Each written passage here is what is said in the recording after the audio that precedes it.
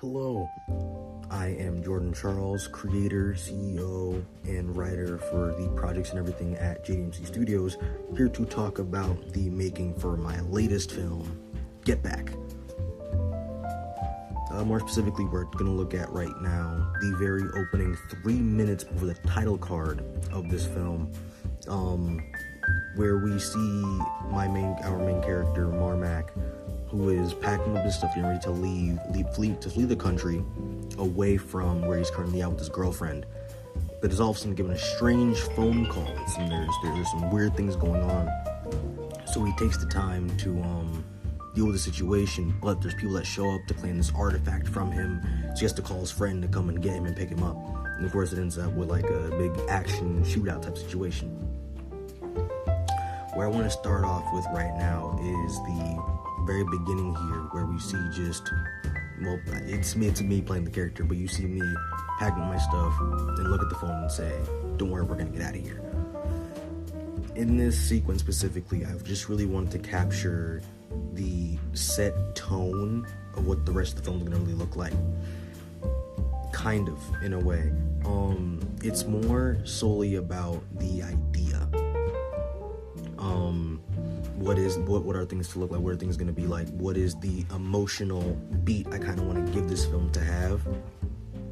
And also a little bit fast paced, a little bit quick, little thing. You gotta keep up. Things are going to keep happening. You just gotta be fully focused, fully locked in for it. And then of course, to also say significance here, the camera, you being the camera, you see me look at the phone. You see the picture of me and my girlfriend, and then you would look at, and then you would see me pick up the artifact as well, for you to even tell what the artifact even is. Directly afterwards, we cut to me getting the phone call. You hear me slightly just say like hello, and then we keep the voice inconspicuous.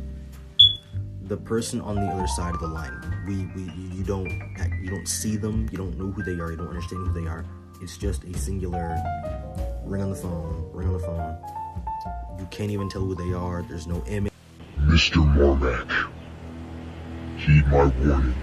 What you do see instead, you get shots of the outside of the house, the bushes, the green, to really set you in on where we're at, how things are really going to feel. And that's the biggest hit that I really want to give this opening sequence, is how can I make you really feel being there? And I think that having a lot more shots of the setting and what's around the place is a better way of showing where we are, how we're feeling, what's going on. You see the light breeze, bushes moving, and all types of different stuff. And of course, when I'm on the phone, I'm anxious and all those types of stuff. Like I said, you can really even tell who this is we're talking. So already your mind's kind of thinking, who is this? Aside from just being an evil guy, where are we going with this? Where's the like emotional hit here? And he tells him that he sent men to his house to collect the artifact from him. So then Marmack, my character, he starts to prepare himself, starts to get ready, starts to really get into like, okay, I gotta prepare, I gotta be ready. He starts to hide behind a counter, and we even see a shot of him walking into the kitchen from behind the cam, and he sees through the window something, but we don't even see who it is yet. We don't see nothing. He hides behind the countertop. Now, it's not filmed, but of course it's very implied by the next shot that's seen after he hides behind and he hides the artifact in his shirt. It's very implied that he gives our getaway driver, if you will, his name is John, he gives him a nice little like text or a ring or something like that. He lets him know, hey, I am in danger. This sets up immediately a thing's gonna happen later on. We just don't know what for sure yet, being the viewer, not giving so much context. But it's a setup, things are gonna happen later.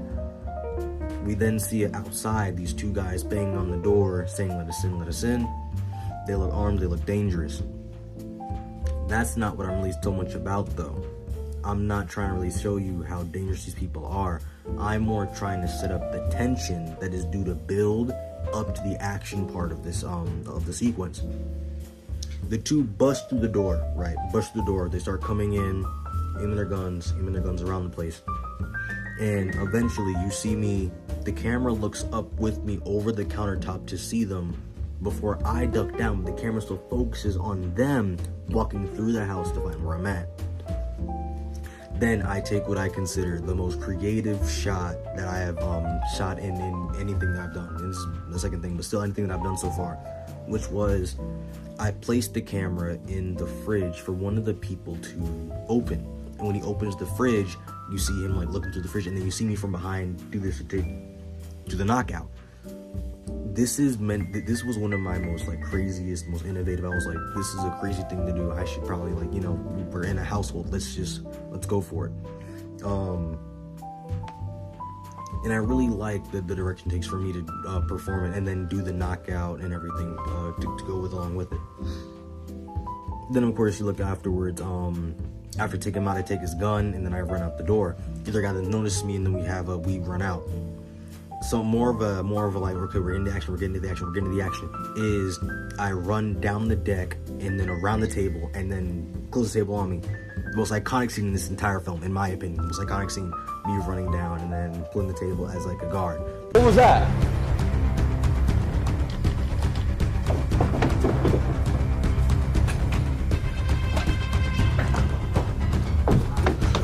Of course, you know, it's like a glass table. If they were real guns, that glass table's not doing anything. But I pull the glass table down, and then other guy shoots from the deck. He's higher than me. He's elevated while I'm lower. You can easily take this as a sign of it being a power scale type thing, where him being higher, you can tell he probably has more to him, or more ability, or more power, compared to me, who is lower, less down. You can barely hear me, but you can hear him fully and more clearly. He's like screaming, angry. Then you see me down below. I'm just like peeking up, fire a little bit, but not too much. And then we move on. I start moving away from the table. He comes down the stairs, and I get one good shot on him, and then he falls. I keep going. I move to the front of the house, where you see me run out, but then you see the camera pan over, and then you see my man John. He pulls through on the van. He stops, and then we say, you couldn't go any faster. Thing could only go so fast. And then with that, we cut to we drive off. It fades out, fades back in. We see the guy that was shot come back in. He tells the boss, move to plan B. Boss, move to plan B. End of the scene. And then it's the title card. What I love so much about this opening sequence is not just the fact that it's loud, but what I said very early, briefly, is I feel it sets the tone for the rest of the film. Very emotional. I'll tell you what's going on a little bit, but then let you also infer and do your own what is going on, what's happening, and then action. And we're gonna calm it down by something that I talked that was brought up in the past. I'm also very big on symbolism. This is gonna be my final point here on symbolism. Is one of the biggest things about my character in this entire thing is redemption. And through this, even during the more later scenes, you see me wearing a shirt that says redeemed. This whole film is really about revenge and redemption and that kind of thing. But you see me wearing a shirt that says redeemed on it. Throughout this entire sequence, you see me, you witness me wearing a cross around my neck. Meaning you can even infer that I'm some kind of God believer or God-fearing man who is still doing all this stuff. But why is the question, and I want to leave that up to you guys. Who are watching, to really think about that. What is making me? If you kind of get what I'm saying here. I want you to really see and look at what's going on with these characters, what's happening right now, and really build your own.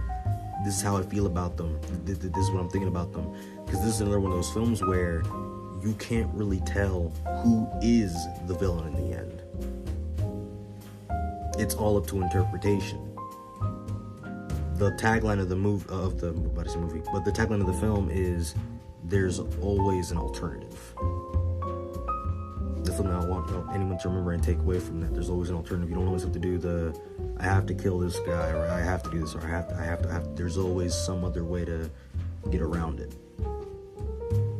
But that's the opening sequence. I thank you so much for watching. Don't forget to stream Get Back on June 23rd on JDMC Studios on YouTube.